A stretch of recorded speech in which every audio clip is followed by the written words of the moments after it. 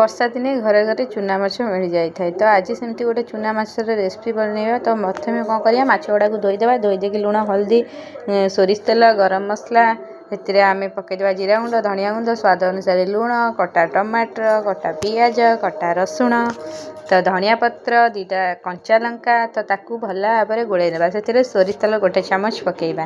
ତ ମାଛକୁ ଆମେ 5ରୁ 6 ମିନିଟ୍ ଛାଡ଼ିଦେବା ମ୍ୟାରିନେଟ୍ ହେବା ପାଇଁ। ଏପଟେ ଆମେ କଢ଼େଇ ବସିକି ତେଲ ଦେବା। ତେଲ ଗରମ ହେଇସାରିଲା ପରେ ସେଥିରେ ଆମେ ମସଲା ଦେବା।